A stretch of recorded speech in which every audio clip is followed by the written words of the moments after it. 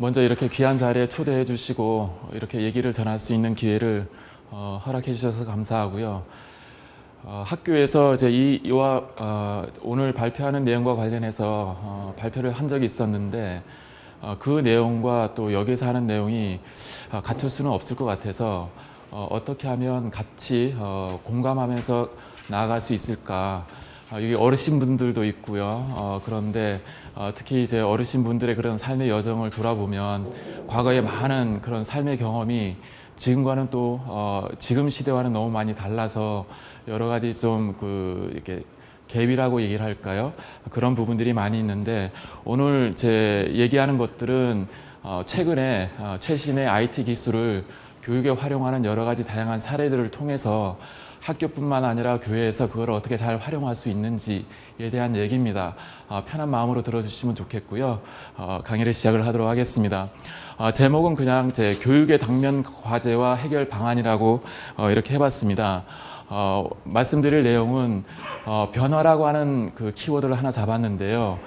변화라고 하는 관점에서 보면 지금 이 세상이 특히 우리나라의 경우에는 정말 많이 변했습니다.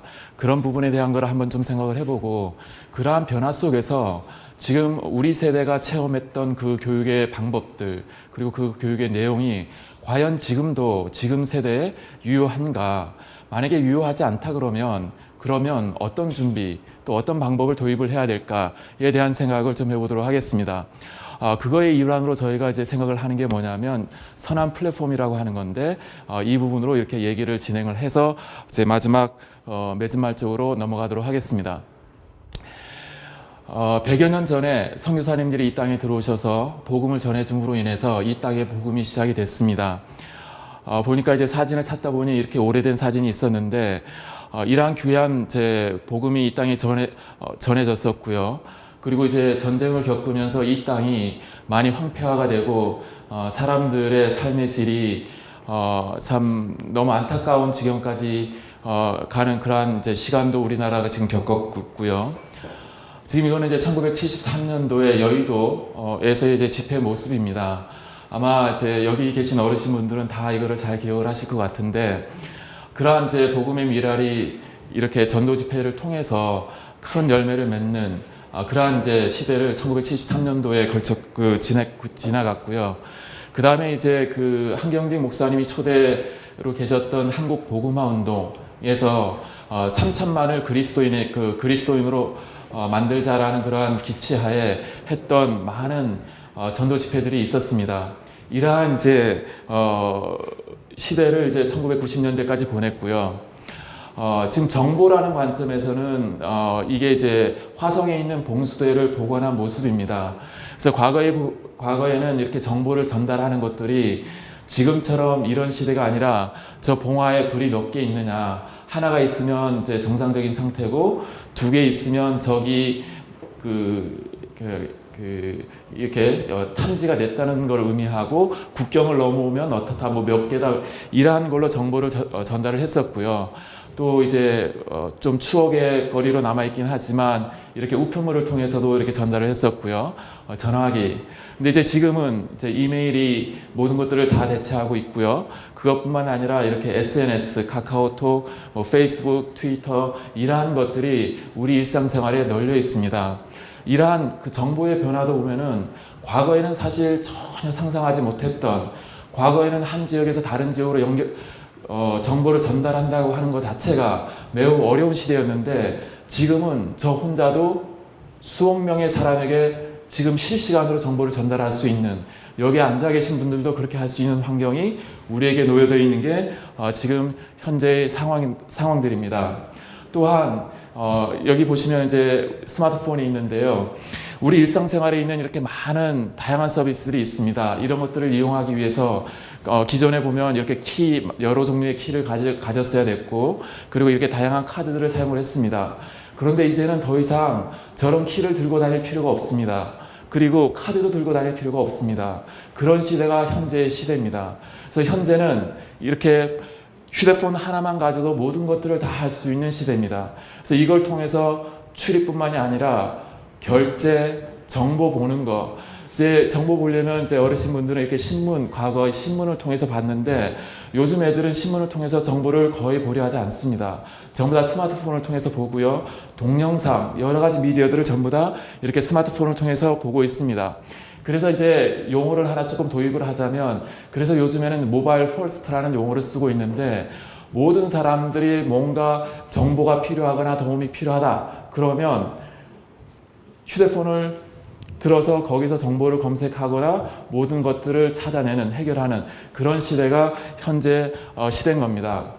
시대를 이렇게 잠깐 제가 이제 몇몇 관점에서 좀 보여드렸는데, 이러한 시대의 변화를 이렇게 가만히 생각을 해보면 지금 여기 앉아 계신 분들이 과거에 받았던 교육을 다시 한번 좀 생각해 볼 필요가 있는 것 같습니다.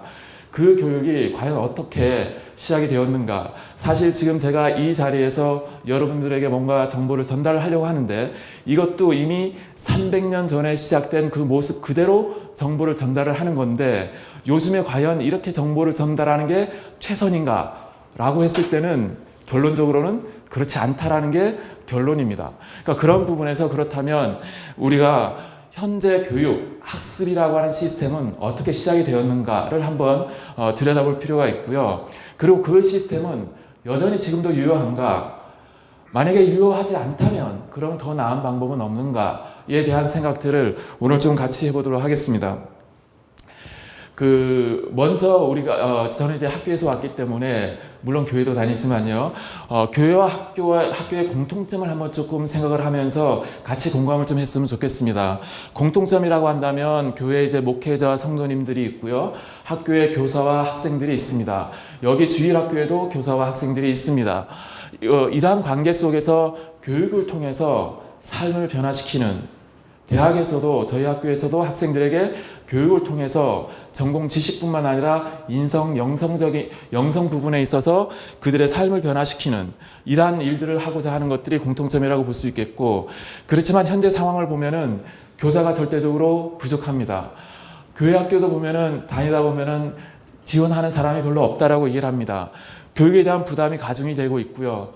그런 상황에서 더군다나 이 세상을 보면 세상적 가치관이 범람하고 있고 유해 환경에 노출되어진, 그게 지금 현재 우리의 상황들입니다. 방송을 보면은요, 미디어 하나를 만드는 데 있어서 예를 들어 3분짜리 미디어를 만들기 위해서 돈을 1억, 수억의 예산을 들이면서 그러한 미디어를 만듭니다. 그렇게 만든 미디어는요, 파급 효과가 엄청나서 우리 젊은이들에게 주는 그 파급 효과라고 하는 것은 사실 엄청납니다.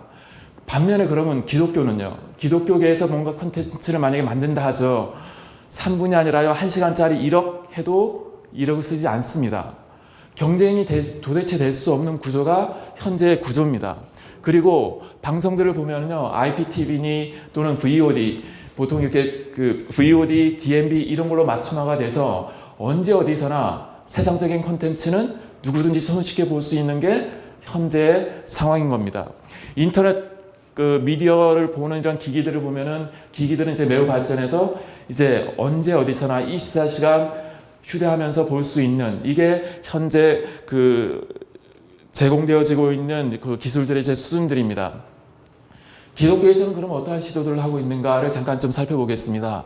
방송에서 보면 즐겨 보시겠지만 CTS, CBS, CGN 채널 이러한 것들이 방송에 남아 있고요. 그래서 이러한 방송들을 보면 참 감동적인 장면들이 많이 있고요. 감동적인 컨텐츠들이 그 안에 많이 들어 있습니다. 저도 이제 즐겨 보긴 하는데 방송 부분이 있고요. 반면에 방송은 그래도 이렇게 CGN, CTS 이런 방송에서 좋은 컨텐츠들을 많이 보내고 있지만 인터넷은 어떤가를 들여다보면 사실은 거의 전무한 게 현실입니다. 저희가 이제 네이버에서 기독교 포탈이라 그래서 검색을 하면요, 맨 윗부분에 쇼핑할 수 있는 몰이 조금 나오고요. 그 다음에 나오는 용어가 뭐냐면 가피아, 엑치21, 컴퓨터 선교와 이런 용어가 나옵니다. 보시면 아시겠지만 저도 처음 듣는 것들이에요. 대부분 이런 것들에 대해서 노출되어 있지 않습니다. 여러 해 전에, 한 20년 전에 시작했던 가피플, 호사나넷이라고 하는 게 있었는데요. 지금은 검색을 해도 거기에 흔적이 나오지 않습니다. 이게 현재 인터넷상에서 기독교 콘텐츠가 어떻게 오픈이 되고 있는가, 사람들이 접근할 수 있는가에 대한 것을 보면은 전무하다는 거죠. 그러니까 이러한 상황들을 보면 인터넷상에서 세상적인 컨텐츠를 젊은이들이 모든 사람들이 접근하는 것들은 넘쳐나고, 반면에 기독교 컨텐츠는 인터넷상에서 접하려고 그러면 뭔가 우리가 얘기할 수 있는 거리가 없는 게 우리의 현실입니다. 학교 쪽을 잠깐 들여다보겠습니다. 학교는 어떤 문제가 있냐면 지금 학생 수가 매우 급감하고 있습니다. 그래서 정부에서는 이제 대학 구조 개혁을 하고 있고요. 정원을 계속 줄여야 됩니다. 그리고 부실대학은 퇴출하겠다고 하고 있고요. 학생 수가 감소하고 있습니다. 등록금은 동결된 지가 오래되고 있고요. 동결을 넘어서서 이제는 그거를 이제 깎는 게 현재 현실입니다.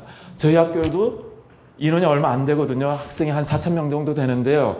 4,000명을 가지고는 학교가 재정 자립이 되지 않습니다. 저희 학교의 재정 자립도는 60%가 되지 않습니다. 그럼 나머지 40%는 어떻게 하느냐? 성도님들의 후원이나 그런 후원들로 지금 학교는 꾸려나가고 있습니다.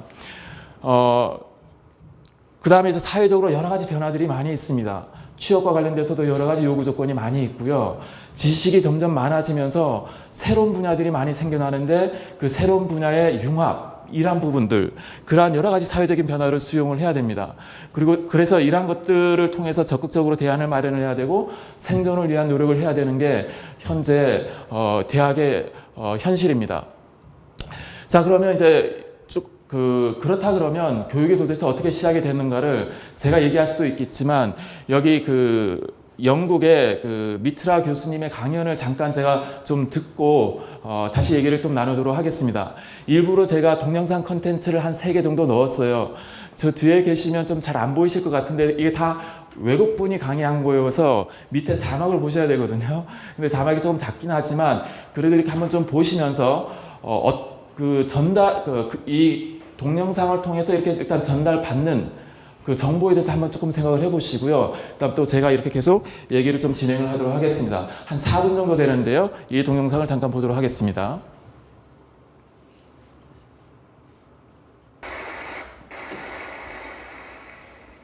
What is going to be the future of learning? I do have a plan, but in order for me to tell you what the plan is, I need to tell you a little story which kind of sets the stage. I tried to look at where did the kind of learning we do in schools, where did it come from? And you can look far back into the past, but if you look at present day schooling the way it is, it's quite easy to figure out where it came from. It came from about 300 years ago. And it came from the last and the biggest of the empires on this planet.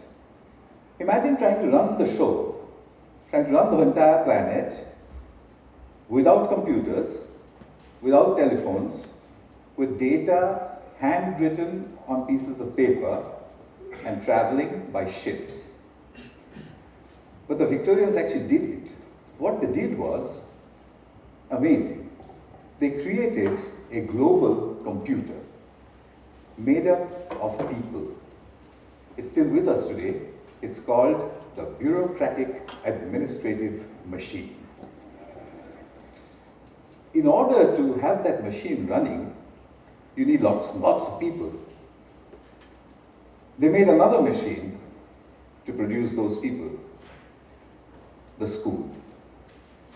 The schools would produce the people who would then become parts of the bureaucratic administrative machine.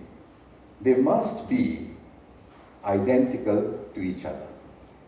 They must know 3 things. They must have good handwriting because the data is handwritten. They must be able to read, and they must be able to do multiplication, division, addition, and subtraction in their head. They must be so identical that you could pick one up from New Zealand and ship them to Canada, and he would be instantly functional. The Victorians were great engineers.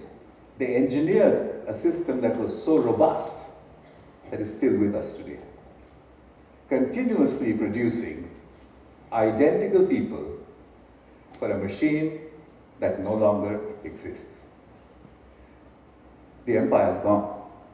So what are we doing with that design that produces these identical people? And what are we going to do next, if we ever are going to do anything else with it? So that's a pretty strong comment there. I said schools as we know them now, they're obsolete. I'm not saying they're broken. It's quite fashionable to say that the education system is broken. It's not broken. It's wonderfully constructed. It's just that we don't need it anymore. It's outdated. What's the kind of jobs that we have today? Well, the clerks are the computers. They're there in thousands in every office. And you have people who guide those computers to do their clerical jobs. Those people don't need to be able to write beautifully by hand. They don't need to be able to multiply numbers in their heads. They don't need to be able to read. In fact, they need to be able to read discerningly. But that's today. But we don't even know what the jobs of the future are going to look like.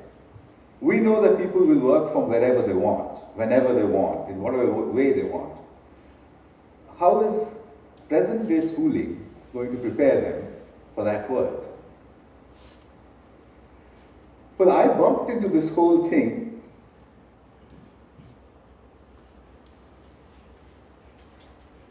지금 이제 이분의 경우에는 이제 2013년도에 그 테드상을 수상하신 분인데, 이 테드는 그 세상을 바꾸는 여러 가지 또 쓸만한 아이디어들에 대해서 명연사들을 모시고 강의하는 그러한 세미나입니다. 한 15분 내지 20분 정도 운영이 된 그 20분 정도로 이제 그 세미나가 운영이 되는데요. 이제 거기에 이제 이분이 했던 여러 가지 실험들이 있는데 그 중에 맨 앞부분의 내용들입니다. 그래서 이 분은 궁극적으로는 그 구름 속의 학교를 만들겠다. 요즘 이제 클라우드라는 용어를 쓰는데요. 그러니까 전 세계 어디서나 모든 사람들이 교육받을 수 있는 환경을 만들겠다라고 하는 꿈을 가지고 이 사람이 이제 그 일들을 추진을 하고 있습니다. 여기서 얘기했던 내용 잠깐만 제가 요약을 좀 해드리면 이런 내용입니다. 그 300년 전에 이제 영국의 산업혁명이 일어났고 그 산업혁명으로 인해서 많은 그 일을 할 수 있는 사람들이 필요했는데 그때 필요한 사람들을 교육함에 있어서 어떻게 했냐면 여기 보시면은 동일하고 목표가 동일하고 균등한 인재 양성 이걸 목표로 그 교육을 했습니다. 그렇기 때문에 이렇게 사람들을 모아놓고 앞에 나와서 누군가가 앞에 나와서 누군가 이렇게 가르치고 하는 일들을 했던 거죠. 그래서 여기에서 이제 필요했던 그런 스킬들을 보면은 글을 잘 쓰는 사람이 필요했고, 그리고 모든 사람들은 다 똑같은 일을 잘하면 되는 게 그때의 상황이었고, 그래서 여기 보시면은 이제 표준화된 교육 방법, 그리고 이제 많은 사람들이 이렇게 획일화된 방법으로 교육하는 것들이 당시의 상황이었습니다. 이게 지금 300년까지 이어져 온 거고 여기 계신 어르신 분들이나 저도 그런 교육을 받았던 거죠.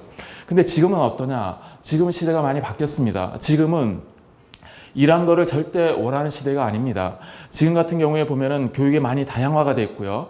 창의적인 생각을 할 수 있어야 되고요. 그 다음에 글 쓰는 것보다도 IT 스킬, 소프트웨어라고 보통 표현을 많이 하는데 그러한 스킬들을 잘 다루는 사람들을 이제 양성하는 것들이 현재 이슈로 되어져 있습니다.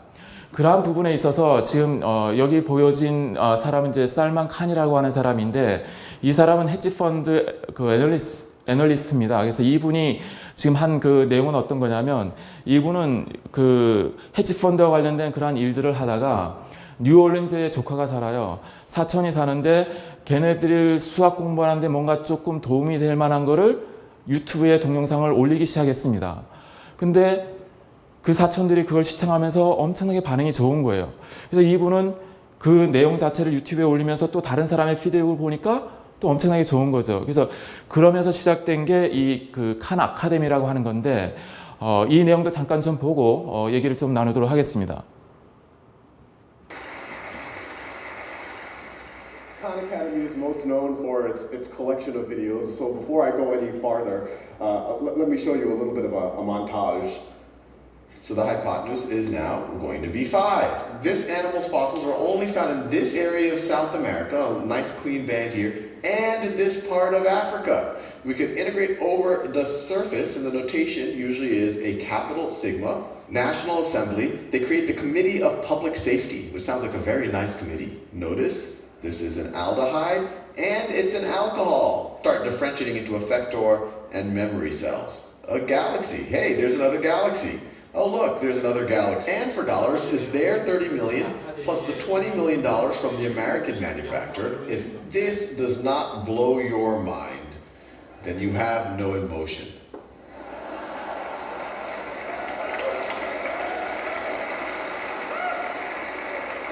We now have on the order of 2,200 videos covering everything from basic arithmetic all the way to vector calculus and some of the stuff that you saw up there. We have a million students a month using the site, watching on the order of 100 to 200,000 videos a day. But what we're going to talk about in this is how we're going to the next level. But before I do that, I want to talk a little bit about really just how I got started. And some of y'all might know, about 5 years ago, I was an analyst at a hedge fund, and I was in Boston, and I was tutoring my cousins in New Orleans remotely. And I started putting the first YouTube videos up really just as kind of a nice to have, just kind of a supplement for my cousins, something that might, give them a refresher or something. And as soon as I put those first YouTube videos up, something interesting happened. Actually, a bunch of interesting things happened. The first was the feedback from my cousins. They told me that they preferred me on YouTube than in person.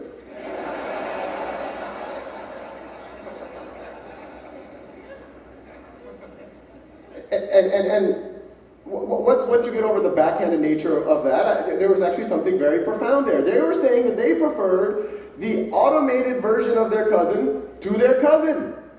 At first it's very unintuitive, but when you actually think about it from their point of view, it makes a ton of sense. You have this situation where now they can pause and repeat their cousin. Now they can, without feeling like they're wasting my time. They could, if they have to review something that they should have learned a couple of weeks ago or maybe a couple of years ago, they don't have to be embarrassed and ask their cousin. They can just watch those videos. If they're bored, they can go ahead. They can watch it at their own time, at their own pace. And probably the least appreciated, aspect of this is the notion that the very first time that you're trying to get your brain around a new concept, the very last thing you need is another human being saying, do you understand this? And that's what was happening with the interaction with my cousins before, and now they could just do it kind of in the intimacy of their own room. The other thing that happened is, I put them on YouTube just for the, I saw no reason to make it private, so I let other people watch it, and then people started stumbling on it, and I started getting some comments and some letters and all sorts of kind of feedback from random people around the world, and these are just a few.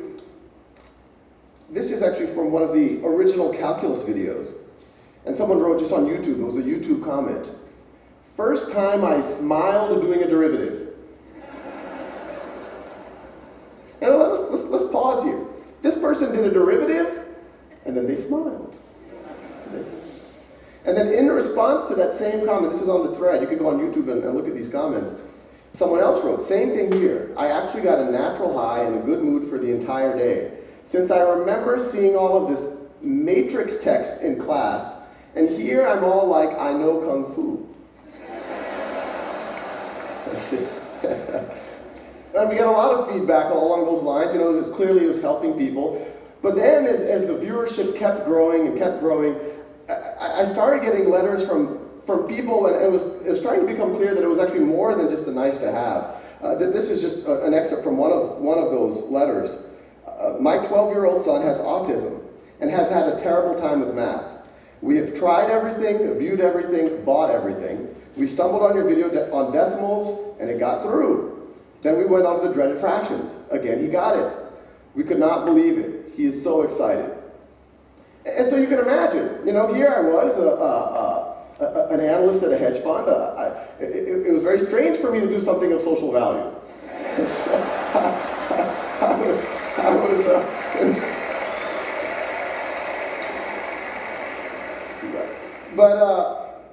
I was excited, so I kept going. And then other things started to dawn on me. That not only would it help my cousins right now, or these people who were sending letters, but it could maybe that this content will never go old, that it could help their kids or their grandkids. If Isaac Newton had done YouTube videos on calculus, I wouldn't have to. Assuming he was good. We don't know. The other thing that happened, and, even at this point, I said, okay, maybe it's a good supplement, it's good for motivated students, it's good for maybe homeschoolers, but I didn't think it would be something that would somehow penetrate the classroom. But then I started getting letters from teachers. And the teachers would write saying, we've used your videos to flip the classroom. You've given the lectures. So now what we do, and this could actually happen in every classroom in America tomorrow, what I do is I assign the lectures for homework, and what used to be homework, I now have the students doing in the classroom. And I wanna pause here for 지금 여기에 보면은 크게 이제 두 가지 내용이 들어 있습니다. 이제 첫 번째는 그 이분이 어떻게 이거를 이제 시작하게 되었는가에 대한 계기인데, 그 사촌 그 애들한테 그 수학과 관련된 그러한 그 녹화된 정보를 보내면서 그러한 것들이 어떻게 그 잘 활용이 되어지고 있는가에 대한 그런 얘기인데, 그 피드백을 보면은 그 이제 그런 얘기가 있었잖아요. 그 사촌들이 자기를 보는 것보다 유튜브에서 자기를 보는 걸 더 좋아한다라고 표현했는데, 그게 이제 어디에 있냐면 이제 이런 거죠. 가르치는데 학생이 여전히 잘 못 알아들어요. 그러면 학생은 다시 이제 물어보려고 시도를 하는데 물어보는 것 자체가 부담이 되는 거예요. 그러면서 그거는 그냥 지나가는 거죠. 모르는 상태로. 그런데 동영상을 제공을 했더니 얘가 잘 이해를 못하니까 다시 보고 해서 깨닫는 거예요. 그러니까 자기가 이제 그 삼촌을 귀찮게 하는 것도 아니고 반복되는 걸 통해서 지금 나는 이렇게 이해도가 떨어지지만 자꾸 봄으로 인해서 깨닫게 되는. 근데 그렇게 할 때 가르치는 사람은 시간을 더 투자하지 않아도 되는 이러한 부분이고, 지금 이 칸 아카데미에 가면은 수학과 관련돼서 정리가 엄청나게 잘 되어 있습니다. 거기 날리지 맵이라고 얘기를 하는데, 가장 기본부터 시작해서 이런 것들이 엮여서 다음 단계 이게 그 잘 정리가 되어져 있습니다. 그래서 미국 학교에서는 그 자료를 많이 쓰고 있는데, 이거로 인해서 어떤 변화가 일어났느냐, 보통 교사는 여기 와가지고 가르치는 데 대부분의 시간을 다 보냅니다. 질문을 받을 시간이 없습니다. 문제도 풀어줄 시간이 별로 많지가 않습니다. 근데 이제는 그게 어떻게 바뀌었냐면, 학생들이 미리 컨텐츠를 보고 그 공부를 미리 하고 오는 거죠. 그럼 수업 시간이 남잖아요. 여기에 와서는 학생들의 질문을 받고요. 미리 한번 고민을 했었으니까 질문을 받고요. 또 선생님이 잘 이해를 했는지 문제를 또 준비를 합니다. 잘 이해했는지. 그 문제를 풀게 하고요. 이러한 일들을 하는 거죠. 그럼으로 인해서 학생들의 성취도가 훨씬 높아지는 거예요. 그런 얘기가 지금 뒤에 나와 있는 내용들이었습니다. 빌 게이츠가 빌 게이츠 재단에서 여러 가지 일들을 많이 하고 있습니다. 좋은 일들을 많이 하고 있는데, 교육에도 엄청난 돈을 투자해서 그 준비를 하고 있습니다. 거기에 어떤 내용이 있냐면, 그 다음 세대 교육은 어떻게 해야 될 것인가, 도전은 도대체 무엇인가에 대한 연구를 많이 하고 있고, 여기에 많은 사람들이 같이 참여해서 연구를 하고 있습니다. 여기에 그 궁극적인 고울은 뭐냐면, 기술을 이용을 해서 학교 자체를 트랜스폼 하겠다라고 하는 게 이 사람들의 목표입니다. 그럼 그 구체적인 내용으로 가보면 이런 겁니다. 블렌디드 러닝이라고 하는 게 있는데, 블렌디드 러닝은 어떤 거냐면 이런 겁니다. 지금 이렇게 하는 거는 보통 이제 오프라인 클래스라고 얘기를 하고요. 그 다음에 온라인 상에서 하는 거가 있는데, 이 블렌디드 러닝은 온라인 상에서의 교육과 이렇게 오프라인 상에서의 교육을 합친 걸 의미합니다. 그래서 앞으로 이러한 그 기술을 이용해서 학교를 바꾸자라고 하는 데 있어서는 이러한 블렌디드 러닝을 많이 사용을 하겠다. 그래서 거기에 보면은 오프라인 컨텐츠를 적극 활용을 하자. 그리고 페이스 투 페이스 그 강의도 여전히 진행을 한다. 이걸 통해서 이제 바꾸자고 하는 거고요. 또 그 다음에 여기 보시면은 그 온라인 코스를 적극적으로 활용을 해서 이렇게 하겠다는 거죠. 이러한 부분에 대해서는 이미 최근에 여러 가지 실험한 결과들을 보면은 그 상당히 이거에 대해서 긍정적인 긍정적인 결과들이 많이 있습니다. 우리가 받았던 전통적인 학습법은 이렇습니다. 교실에서 이렇게 수업을 합니다. 그리고 학생들에게 숙제를 내줍니다. 그러면 집에 가서 숙제를 해서 오죠. 이 숙제에 대한 피드백은 학생이 질문하지 않으면 거의 하지 않습니다. 그래서 그걸로 끝납니다. 그러니까 이제 학생들이 얼마나 성취했는지 채점을 하면서 보긴 보지만 그거 이상은 더 이상 일어나지 않는 게 현실입니다. 교회도 비슷하지 않나요? 교회도 여기 목회자분들이 많이 계시는데 일방적으로 이렇게 말씀을 이렇게 전하시고요. 성도님으로부터 이렇게 질문 받는 거는 좀 기회가 좀 적을 것 같습니다. 근데 이제 아까 보았던 영상, 그리고 요즘 사람들이 얘기 많이 하는 게 뭐냐면 플립드 러닝이라고 하는 건데 반전 학습이라고 하는 겁니다. 이 부분에 있어서 학생들이 먼저 개인 공부를 통해서 하게 하자. 교사는 여기에 시간을 별로 쓰지 말자. 교사는 대부분 다 시간을 어디다 쓰느냐? 문제풀이, 토론 이런데 시간을 많이 쓰자라고 하는 게 반전학습의 모형입니다. 이렇게 함으로 인해서 학생들은요, 이게 이제 학생 중심의 수업인데요. 학생들은 교육의 수준이 훨씬 높아졌고요. 비용은 오히려 낮아지는, 가르치는 사람이 똑같은 노력을 들임에도 불구하고 교육의 질은 높아지고 하는 이러한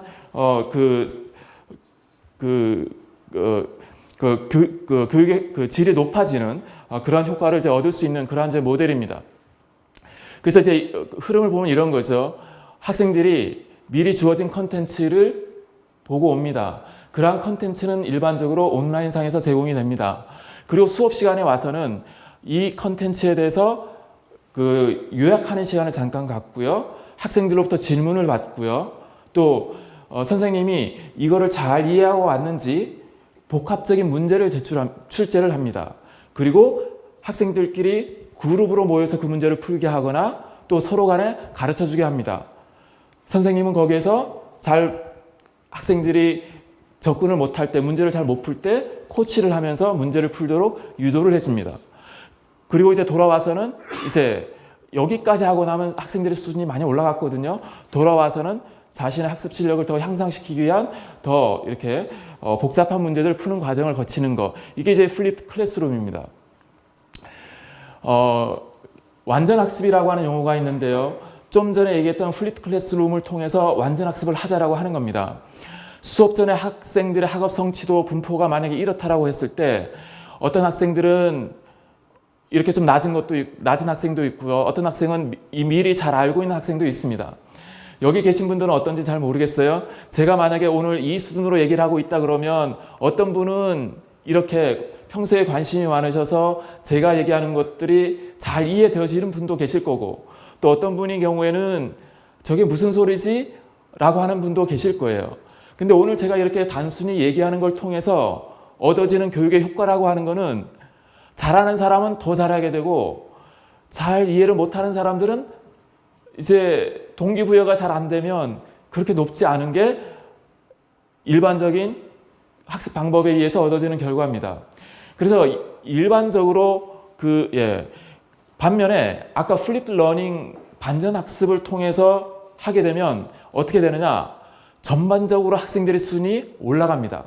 그리고 이 편차가 많이 줄어듭니다.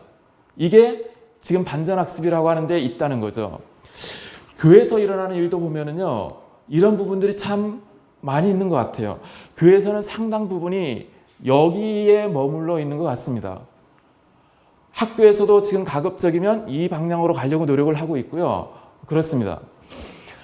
제가 이제 저희 학교는 이제 추수업부는 학생들이 이제 그 자동으로 자기 스마트폰을 가지고 추석을 체크를 합니다. 그래서 어떤 학생들은 그렇습니다. 한 50명이 수업을 듣는다 그러면 추석 체크하는데 적어도 5분 이상 걸리거든요. 그러면 옛날엔 이랬죠. 페이퍼를 가지고 50명의 학생을 부지런히 부릅니다. 얼굴 쳐다볼 시간이 없죠. 50명 다 체크해야 되니까. 그래도 보통 한 3분에서 5분 지나갑니다. 저는 추석부를 부르지 않습니다. 학생들 스스로 체크하게 합니다. 저는 전공에서 제 나름대로 조금 가르친다라고 생각을 합니다. 자료도 좀 잘 만들어주고요. 하는데 어느 날 이제 학생들이 얼마나 좀 알고 있나 궁금해했습니다. 그래서 이제 질문을 했죠. 질문을 매우 간단한 걸 했는데 모르는 거예요. 그래서 저는 이제 학생들에게 이렇게 얘기를 하거든요. 추석 부르는데 시간을 내가 쓰진 않지만 대신 이거를 질문을 통해서 너희들의 얼굴과 이름을 알겠다. 그래서 이제 추석부에 이미 학생을 한 명 불러가지고 누구 어디 앉았냐 그러고 질문을 합니다. 그럼 이렇게 답을 하게 되죠. 답을 못 하잖아요. 옆에 있는 학생들이 계속 이렇게 이름을 물어보면서 대화를 하기 시작합니다. 학기 말 되면은요, 학생들 거의 다 알 수 있어요. 근데 그러한 질문의 과정을 통하면요, 그 시간 후반부하고요, 그 다음 수업 시간에 학생들이 듣는 태도가 달라집니다. 왜냐하면 그전엔 아는 것처럼 끄떡끄떡 이렇게 그냥 하고 있지만요, 막상 질문해보면 답을 못해요, 얘네들이. 근데 제가 질문하면서 몇 명 거쳐가다 보면요, 거기에 대해서 이제 답이 나오잖아요. 그럼 얘네들은 이미 순간 긴장을 엄청나게 했잖아요. 그게 확 와닿는 거예요. 그리고 나서 그날 수업 시간에 했던 것들을 그런 질문을 통해서 마지막에 이렇게 정리하면서 다 해주면 다음 시간에 확실히 걔네들의 수준이 향상되어 있는 거죠. 이러한 예는 비일비재하게 많습니다. 온라인 컨텐츠는요, 이런 것들을 할 수 있는데 좋은 도구가 되어집니다. 그러한 것들은 차차 좀 더 얘기를 하도록 하겠습니다. 이 완전 학습을 할 때 가장 중요한 점 중에 하나가 뭐냐면, 이 온라인 상에서 그 온라인 컨텐츠를 제작을 하고 단순히 이거를 재생시켜서 학생들 듣게만 하면 되느냐? 그렇게 해서는 효과가 그렇게 높지가 않습니다. 하려고 그러면 빈번한 평가와 빠른 평가가 매우 중요합니다. 일반적으로 전통적인 강의를 통해서는요, 이걸 통해서 그 보통 효율을 따질 때 50%가 채 되지 않습니다. 반면에 개인 교습을 그럼 하면 어떻게 되느냐? 100명 기준으로 하게 되면 거의 한 98%가 다 실력이 많이 향상이 될 수 있습니다. 반면에 이제 그렇지만 이 강의 개인 교습 대비하면 얘는 극단적으로 비용이 많이 들어가죠. 왜냐하면 1대1로 다 해야 되니까 100명의 그 선생님이 있어야 되잖아요. 완전 학습이라고 하는 거는 그 실험에 의하면 한 84% 정도의 실력 향상이 일어나게 됩니다. 이러한 실험을 했습니다. 미국에서 물리학을 가르치는데요, 한 20년 동안 물리학을 정말 잘 가르치는, 강의 평가를 받았을 때 제일 좋고요, 그 분야의 권위자, 그분이 강의하는 강의랑, 그 다음에 방금 학위 과정을 마치고요, 대학에 와서 물리학을 처음으로 강의하시는 분이 있었어요. 기존 20여 년 동안 이 물리학을 강의하셨던 분은요, 그 많은 강의의 경험이 있었고요, 전통적인 강의 방식으로 강의를 진행을 했습니다. 그래서 학생들이 들었을 때는 와 하죠. 자, 이쪽 이제 방금 임용이 돼가지고 물리학을 가르치는 사람은 어떻게 강의를 했냐면 방금 얘기한 플립 러닝 형태로 강의를 했습니다. 동영상으로 강의와 관련된 것들을 학생들에게 미리 주고 듣게 오게 하고 수업 시간에 와서는 그거에 대해서 요약하고 질문 받고 그리고 그 내용과 관련된 복합적인 문제들을 푸는 것들을 했어요. 결론은 어떻게 됐느냐? 이거와 똑같은 결과입니다. 20여 년 동안 그렇게 강의를 잘 하셨던 분의 그 성취도는, 학생들의 성취도는 이런 분포를 가졌고요. 방금 처음 물리학을 강의하는 사람이지만 그 사람의 성취도는 이렇게 높았던 거죠. 이러한 것들을 봐도 물론 잘 가르치는 거 중요하죠. 근데 잘 가르치는 것도 중요하지만 더 중요한 거는 학생들로부터 부단하게 더 강의를 잘 이해한 거에 그 강의한 내용에 대해서 잘 이해를 하고 많은 연습을 해보는 게 매우 중요한 거죠. 우리 집의 경우에 이제 막내가 이제 1학년이 됐는데요.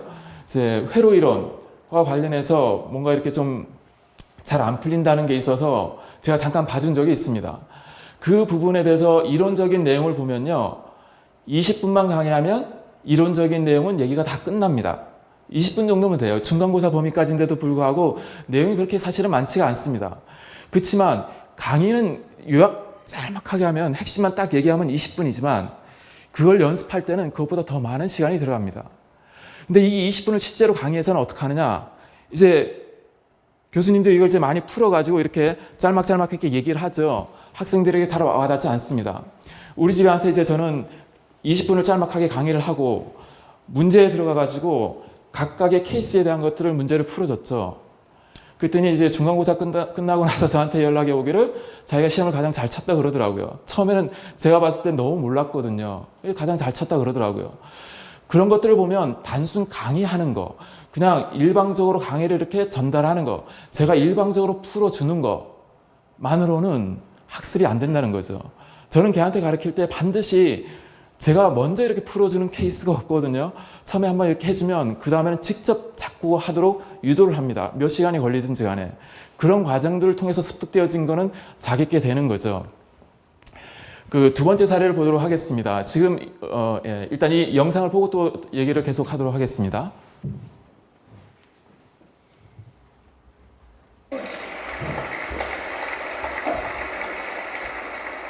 I want to pause here for a second because there's a couple of interesting things. One, when those teachers are doing that, there's the obvious benefit. There's the benefit that now their students can enjoy the videos in the way that my cousins did. They can pause, repeat at their own pace, at their own time.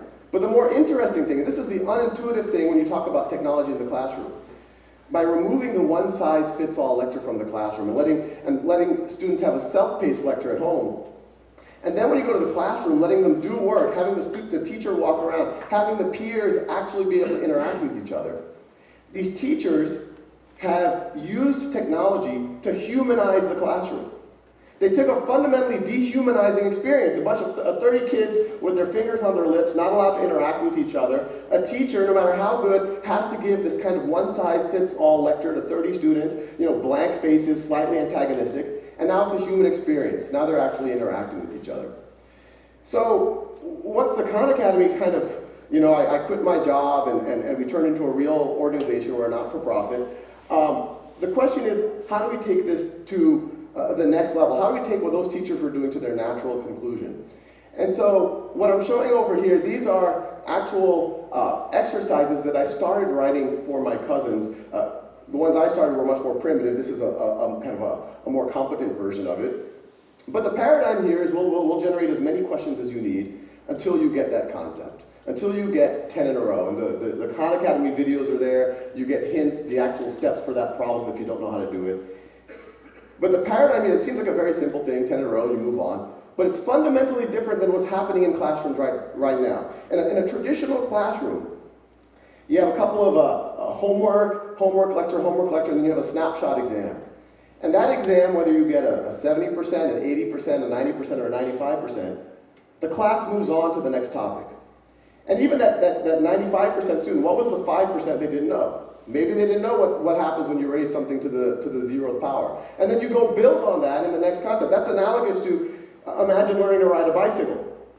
And I give you a bicycle, maybe I give you a lecture ahead of time, and I give you that bicycle for 2 weeks, and then I come back after 2 weeks, and I say, well, let's see, you're having trouble taking left turns, you can't quite stop. You're an 80% bicyclist. So I put a big C stamp on your forehead, and then I say, here's a unicycle. But as ridiculous as that sounds, that's exactly what's happening in our classrooms right now. And the idea is that, you fast forward and good students start failing algebra all of a sudden and start failing calculus all of a sudden, despite being smart, despite having good teachers, and it's usually because they had these Swiss cheese gaps that kept building throughout their foundation. So our model is learn math the way you would learn anything, like the way you would learn a bicycle. Stay on that bicycle. Fall off that bicycle. Do it as long as necessary until you have mastery. The traditional model, it penalizes you for experimentation and failure, but it does not expect mastery. We encourage you to experiment. We encourage you to failure, but we do expect mastery. This is just another one of the modules. This is trigonometry. This is shifting and reflecting functions. And they all fit together. We have about 90 of these right now. And you can go to the site right now. It's all free, not trying to sell anything. But the general idea is that they all fit into this knowledge map. That top node right there, that's literally single-digit addition. It's like 1 plus 1 is equal to 2. And the paradigm is, once you get 10 in a row on that, then it keeps forwarding you to more and more advanced modules. So if you keep this is further down the knowledge map, we're getting into more advanced arithmetic. Further down, you start getting into pre-algebra and early algebra. Further down, you start getting into algebra 1, algebra 2, a little bit of pre-calculus.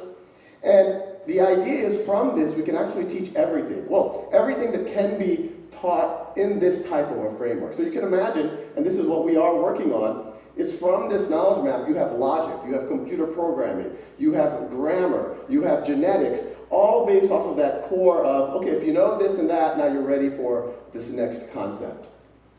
Now that can work well for an individual learner, and I encourage for you to do it with your kids, but I also encourage everyone in the audience to do it yourself. It'll change what happens at the dinner table. But what we want to do is use the natural conclusion of the flipping of the classroom that those early teachers had emailed me about. And so what I'm showing you here, this is actually data from a pilot in the Los Altos School District, where they took 2 5th grade classes and 2 7th grade classes and completely gutted their old math curriculum. These kids aren't using textbooks, they're not getting one-size-fits-all lectures, they're doing Khan Academy, they're doing that software for roughly half of their math class. And I want to make it clear, we don't view this as the complete math education. What it does is, and this is what's happening in Los Altos, it frees up time. This is the blocking and tackling, making sure you know how to do a system of equation, and it frees up time for the simulations, for the games, for the mechanics, for the robot building, for the estimating how high that hill is based on its shadow. And so the paradigm is the teacher walks in every day, every kid works at their own pace, and a teacher this is actually a live dashboard from Los Altos School District, and they look at this dashboard. Every row is a student, every column is one of those concepts. Green means the student's already proficient, blue means that they're working on it, no need to worry, red means they're stuck. And what the teacher does is literally just says, let me intervene on the red kids. Or even better, let me get one of the green kids who are already proficient in that concept to be the first line of attack and actually tutor their peer.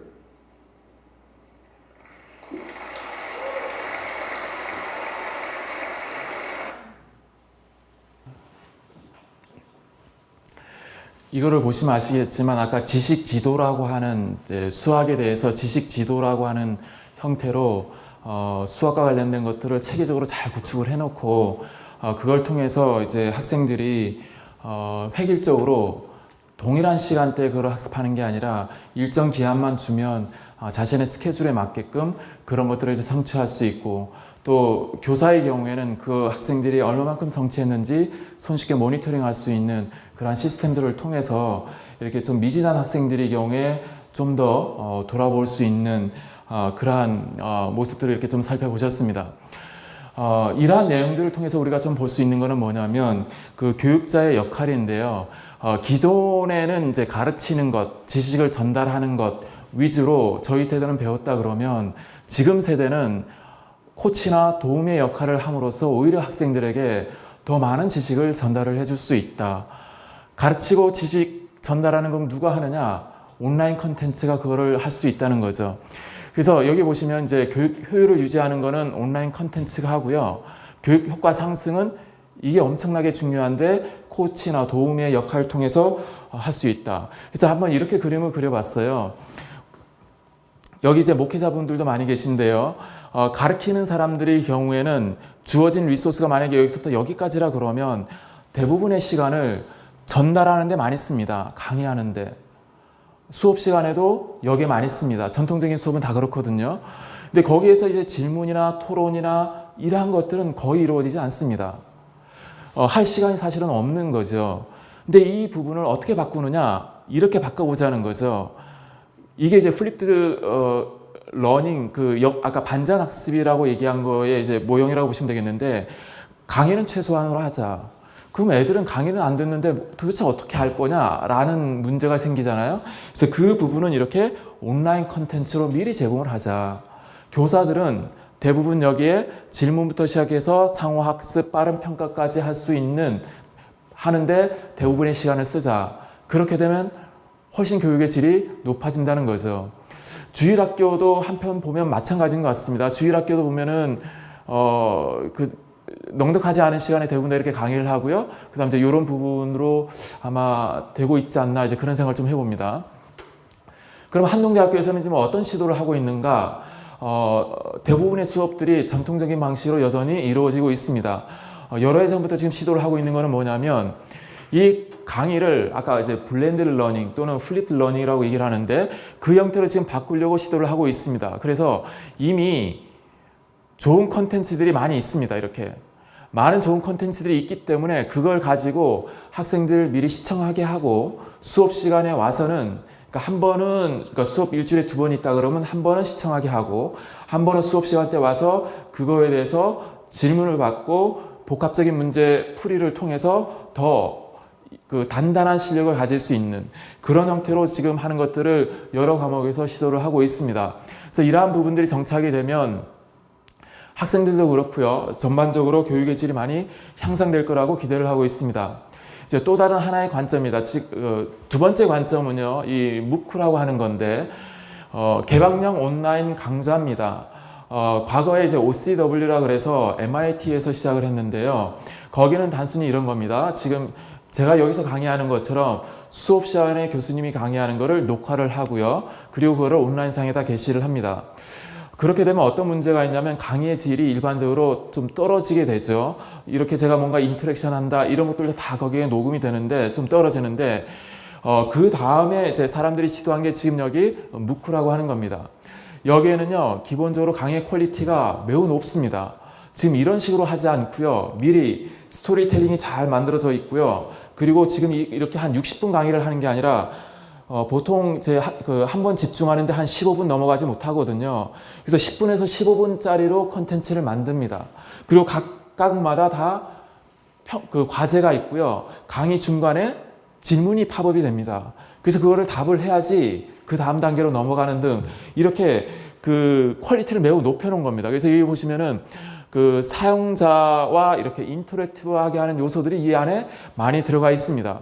이미 여기에서는요 많은 사람들이 수강을 하고 있고요. 이제 스탠포드에서 하는 콜세라, MIT 하버드에서 하는 edX, 유다시티 이러한 다양한 이 무크와 관련된 플랫폼들이 미국 중심으로 이게 있습니다. 그래서 여기에서 제 수강하는 인원은 연간 그 수백만 명에 이를 정도로 많은 학생들이 여기서 이제 듣고 있습니다. 이 무크에 그 미국 아이비리그 이제 상위 10개 대학이 다 여기에 참여를 하고 있고요. 각 학교마다 자기네 준비된 컨텐츠를 전 세계의 모든 사람들에게 다 오픈을 해서 수강하고 싶은 사람은 누구든지 듣도록 그렇게 하고 있습니다. 한 사례인데요. 이게 이분이 AI의 전문가입니다. 스탠포드 교수님인데 AI와 관련해서 강의를 참 잘하세요. 이분이 이 무크로 해서 본인의 강의를 오픈을 했는데요. 전 세계에서 10만 명이 수강 신청을 해가지고 10만 명의 강의를 들었죠. 그러니까 이렇게 파급 효과가 엄청난 거죠. 만약에 그거를 보통 이제 한 번 강의할 때마다 뭐 좀 그럼 많이 모아가지고 한 200명, 300명 강의한다 쳐도 10만 명 강의하려고 그러면요. 이분 평생에도 그 강의를 할 수가 없습니다.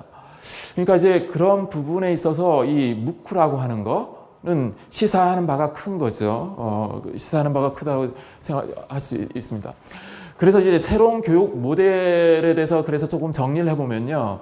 아까 이 두 가지 사례를 통해서 그 우리가 발견할 수 있는 공통점은 뭐냐면 교육 내용, 그게 오늘 다르고 내일 다르고 하면 다르지만 거의 그 내용이 변하지 않는다 그러면 그런 거는 온라인 컨텐츠로 만들자. 또 수강생이 너무 많다. 그래서 이거를 이렇게 면대면으로 하려고 그러면 동일한 강의를 한 10번 반복을 해야 된다 그러면 10번, 그럼 1시간씩 한다 치면 10시간을 일단 그렇게 쓰지 말자. 강의하는 거는 한번 녹화를 해서 그걸로 하게 하고 나머지 동일한 그 시간을 직접 이렇게 만나서 얼마만큼 잘 이해했는지 얘기를 들어보고 같이 나누고 하는 것들이 오히려 더 그 교육의 그 질을 높일 수 있는 방법이라는 이제 그런 내용으로 우리가 이제 공통점 찾을 수 있고요. 그리고 수업을 듣고 나면 바로 시험 치는 거고요. 결과 바로 통보하고요. 교사는 이렇게 코칭 형태로 그 변경을 하는 거죠. 그리고 이제 모델 사례를 몇 가지를 이제 보여드렸는데요. 이게 초중등 교육 과정에 이제 칸 아카데미를 보여드렸고요. 고등 교육 과정에서 이제 무크를 한 거죠. 그래서 이 묵스의 경우에 보면은 그 키포인트, 키워드를 이제 생각하면 이렇습니다. 온라인 강의고요. 그리고 자동 평가가 중간중간에 이루어집니다. 그러니까 온라인 강의 중간에 얘가 질문을 해요. 그래서 제가 거기서 답을 합니다. 틀리면 틀렸다라고 하고요. 맞으면 맞았다라고 하고요. 틀리면 다시 시도하게끔 유도를 합니다. 그리고 피어 평가도 가능합니다. 그리고 토론 나눔도 그 안에서 이루어질 수 있습니다. 이런 걸 통해서 전통적인 강의보다도 훨씬 교육의 질을 높이는 그러한 결과들을 이제 얻어낼 수 있는 거죠. 우리의 도전은 여기에 있는 것 같습니다. 저희 학교도 그렇고요. 교회도 다 그렇지만 그리스도의 사람을 길러내자. 그렇지만 이제 현실을 보면은 주일학교 학생 수가 급감하고 있고요. 교사도 부족하고요. 제자화에 대한 많은 고민들을 합니다. 그래서 1:1 양육, 소그룹, 뭐 여러 가지 것들을 지금 많이 하고 있는 거죠. 그런데 우리가 이런 것들을 한번 좀 생각을 해보면 그 첫 번째는 그 전통적인 방식으로 할 것이냐, 아니면 좀 새로운 방식으로 할 것이냐에 대한 건 한번 고민을 좀 해볼 필요는 있는 것 같습니다. 그거는 분명히 지금 제안한 새로운 방법은요, 전통적으로 하는 방법보다도 훨씬 그리스도의 사람으로 만들어가는데, 제자화하는 데는 훨씬 유익하리라고 이제 생각을 합니다. 어떤 상황에서건 하나님에게 감사한다라고 하는 거에 대해서 계속 코치를 해줘야 될 필요가 있는 거예요. 이게 말로만 가르치는 거는 이제 금방 우리가 할 수 있잖아요. 그 몇 마디가 사실은 안 되잖아요. 근데 삶 속에서 같이 걸어가면서 그렇게 걔네들이 성장할 수 있도록 만들어주는 거, 거기에 만약에 제가 시간을 더 쓰고 똑같은 얘기 반복하는 것들은 시간을 좀 줄이고 하면 어떨까, 이제 그런 생각을 해보는 거죠. 근데 교회는 그 일이 더 많지 않을까 싶습니다. 이제 좀 죄송합니다. 이제 목회자분들이 많이 계신데 이런 얘기를 좀 해서 좀 그런데요. 예, 그렇습니다. 그 다음에 이렇게 많은 이제 그 매체들이 있는데, 그 세상적으로는 이렇게 소위 엄청난 매체들이 많이 있습니다. 근데 기독교계는 그러한 매체가 없는 게 현실입니다. 선한 플랫폼이라고 이름을 붙여봤습니다. 그 선한 사마리아인의 그 성경 그 구절을 이렇게 보면서 선한 사마리아인, 그래서 이제 그 선한 사마리아인 했을 때 세상적으로 상처를 받고 오갈 데 없지만 누군가가 돌봐줬던 것처럼 저희 학교 총장님이 이제 선한이라는 단어를 쓰셔가지고 선한 플랫폼 이렇게 하면 좋겠다 싶어서 이제 선한 플랫폼이라고 얘기를 했는데,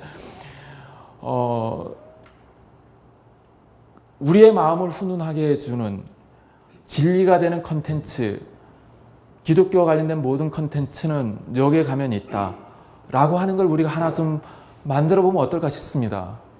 저는 그런 게 하나 있었으면 좋겠어요. 여기 가면 방송 이렇게 보실 때 CGN이나 CTS 이렇게 그 켜시는 것처럼요, 인터넷에 우리 젊은 애들 나를 한번 좀 돌아보고 싶어. 내가 옛날에 뭔가 들었던 말씀이 있었는데 다시 한번 듣고 싶어.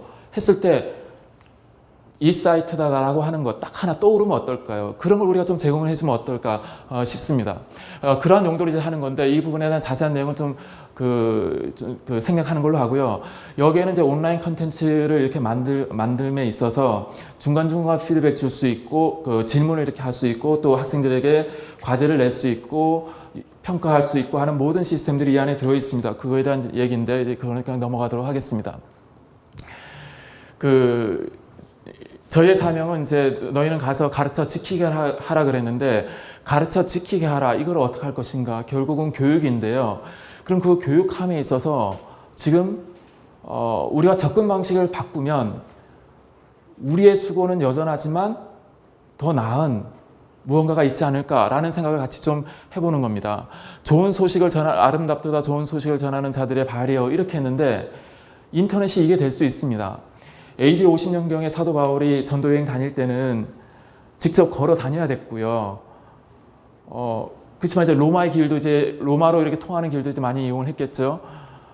또 물리적으로 자기가 한계가 있기 때문에 서신서도 이렇게 편지도 이렇게 이용을 했지만 지금은 어떤가? 그럼 우리도 지금 그러면 300년 전에 그것만 가지고 할 것인가? 그렇게 하지 않고 우리가 우리 여기서 얘기하는 걸 해보면 좋은 소식을 전하는 발들로서 지금 현재 기술들을 잘 활용을 하시면요, 우리 젊은 세대들은 더 이렇게 복음에 대해서 훈련된 군사로 성장하지 않을까 싶습니다. 공유 및 이제 마지막입니다. 공유 및 협력이 저는 매우 중요하다고 생각을 합니다. 이제 공동체성이라고 표현했는데요. 기독교계에서 각 교회마다 그래도 나름 시도는 많이 했습니다. 방송, 컨텐츠, 인터넷상에서 여러 사이트들 많은 시도들을 했는데요. 혼자만 이렇게 하려고 하는 거예요. 연합해서 하는 게 없습니다. 그러니 이게 기독교계에서 지금 내놓을 만한 그런 게 없는 거죠. 그렇다면 우리의 관심이 나나 우리가 아니라 하나님 나라, 복음이라고 하면 더 이상 우리가 묻지 않고 뭔가 할 수 있는 그런 한번 장을 만들어 볼 수는 없을까. 그 다음에 재원과 인력과 헌신을 이제 하늘 한번 좀 모아보면 어떨까. 이제 이런 거죠. 그러니까 합력해서 선한 것을 이루어내는데 우리가 한번 초점을 맞춰보자. 성경 말씀을 써서 죄송합니다. 제가 좋아하는 말씀 중에 하나가 한 사람이면 패하겠거니와 두 사람이면 맞설 수 있나니 세 겹줄은 쉽게 끊어지지 않는다라고 했는데요. 한 교회가 무언가를 또 이렇게 하려고 시도를 합니다. 그렇게 하는 것보다 같이 연합하면요, 그걸로 인해서 우리가 할 수 있는 일은요, 우리 보통 이제 시너지라고 표현을 하잖아요. 그 시너지 효과는 엄청날 수 있습니다. 그래서 저는 한동대학교뿐만 아니라 한동대학교 여러 교회, 제가 바라기는 우리나라에 있는 모든 교회요, 초교파적으로 전 세계적으로 연합해서 뭔가 이렇게 한번 작품을 만들어 보면 어떨까, 그런 생각을 좀 해보는 겁니다. 그래서 우리 선한 사마리아인이 그렇게 어려움에 처해 있을 때 도움을 줬던 것처럼요, 지금 이 세상에 보면 뭐 우리가 상상을 초월할 정도의 그 컨텐츠들이 무진장 많거든요. 그러한 컨텐츠들보다 절대 우위에 있는 복음의 내용을 담은 컨텐츠를 가득 담아 놓는 그런 거를 이제 만들어 보면 어떨까. 교회에 대한 소식을 들었습니다. 또 목사님의 설교도 이렇게 강의하는 거 조금 몇 개 이렇게 들어봤는데요. 일단 여기 보니까 동영상 컨텐츠가 잘 정리되어 있더라고요. 보니까 뭐 작년 9월에 보니까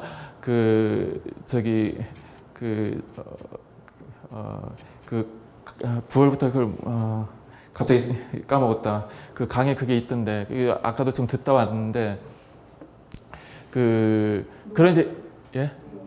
아니요, 작년 9월부터 한 게 있었는데, 예, 바이블 코칭인데 거기 있던데. 갑자기 생각이 안 난다.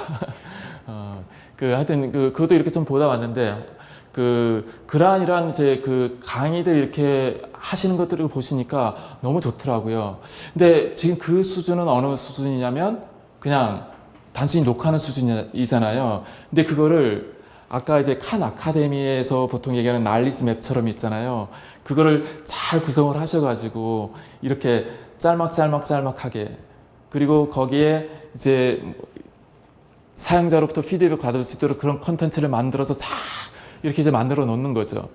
그럼 그게 이제 두쿠라고 표현하던데, 저는 대형교회뿐만 아니라, 그게 D가 이제 디사이플십으로 이제 얘기를 하던데, 대형교회뿐만 아니라 다른 교회들도 그런 거 같이 연합해가지고 그런 컨텐츠 만들어가지고요, 똑같은 내용들은 그냥 이제 주일학교 학생들 또 성도님들에게 그냥 듣게 하게 하는 거죠.